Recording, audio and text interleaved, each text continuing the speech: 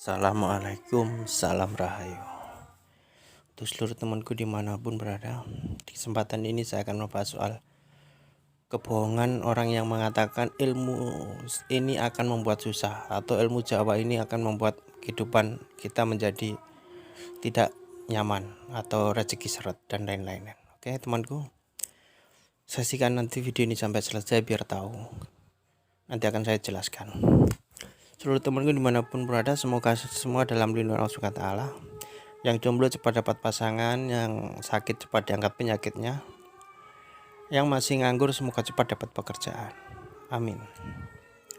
Oke temanku, jika ada seseorang yang mengatakan bahwasanya kalau kamu mengamalkan ilmu ini atau ilmu ini yang sifatnya untuk kanuragan atau apa kejadukan, kamu akan seret rezeki atau kamu akan selalu mengalami kesusahan dalam hidup. Sebenarnya itu kebohongan. Kenapa bisa katakan bohong? Sebenarnya ilmu itu begini. Terjadi atau terciptanya sebuah keilmuan yang tercipta itu karena faktor orang yang menciptakan ini dalam kondisi satu membutuhkan, kedua adalah saat orang itu dalam segi kesusahan, maka orang itu berialat bertapa atau berpuasa dan lain-lain dari tempat-tempat yang sunyi di gua-gua untuk mendapatkan ilmu yang diinginkan atau menciptakan sebuah keilmuan yang bertujuan untuk membantu kehidupan dia. Maka ilmu itu ibaratnya jembatan. Tidak ada yang jembatan itu menyusahkan atau jembatan itu yang merugikan pemiliknya atau penggunanya.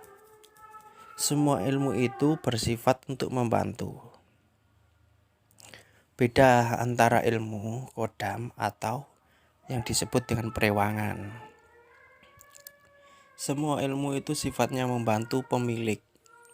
Kalau misalkan orang mengamalkan ilmu katakanlah lembu sekilan atau ilmu Soko Suryo Kumoro, ilmu Batara Karang dan lain-lain, kalau pemiliknya ini misalkan dalam kondisi hidupnya kesusahan atau rezekinya seret dan lain-lain, itu bukan karena keilmuannya, tapi pada pribadi orangnya. Kenapakah pada pribadi orangnya? Karena orangnya itu tidak mau berusaha untuk mencari rezeki. Dalam arti mencari itu berusaha, atau bisa dibilang orangnya itu memang malas, atau seseorang itu hanya ingin dipandang hebat, maka dia itu menunggu rezeki di rumah, alias bercita-cita menjadi dukun atau paranormal. Lah ya otomatis rezeki seret itu wajar. Bukan karena keilmuannya yang membuat rezeki seret, tapi keinginan manusianya itu yang ingin selalu dihormati orang lain. Akhirnya dia mau kerja ini males, kerja itu sungkan dan lain-lain, karena berharap ada tamu datang atau orang datang. Bukan pada sebuah ilmu itu membuat rezeki susah, tidak. Tapi kembali lagi ke karma orangnya. Seperti apa tindakan kita, itulah yang membuat orang itu seret rezeki atau kesusahan dalam hidup. Bukan pada ilmu yang dimilikinya. Temanku, dimanapun berada, yakinlah setiap ilmu itu tidak ada yang membuat orangnya susah.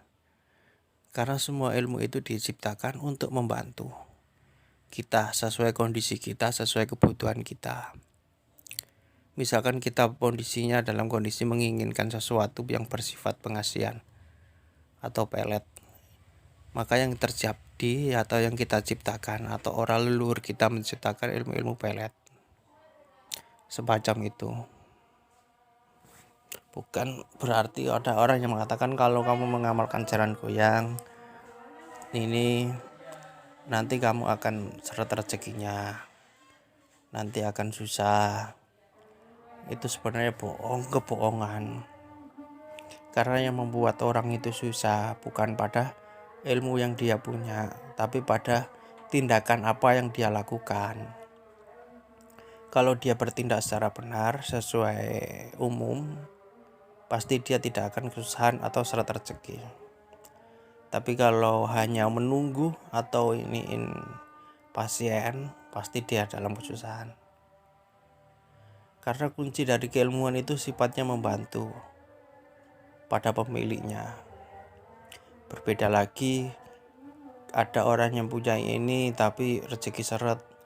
Kita lihat dulu ilmu yang dipelajarin itu pada posisi yang mengikuti itu adalah kodam dari ilmu itu sendiri, atau penjaga ilmu, atau ayat, atau hanya jin perewangan atau jin-jin yang sekitar kita yang memanfaatkan orang tersebut untuk mencari makan. Tapi kalau asli dari ilmu tidak ada yang menyusahkan, terkecuali jin yang menumpang makan. Oke temanku, sampai di sini dulu. Wassalamualaikum, salam rahayu.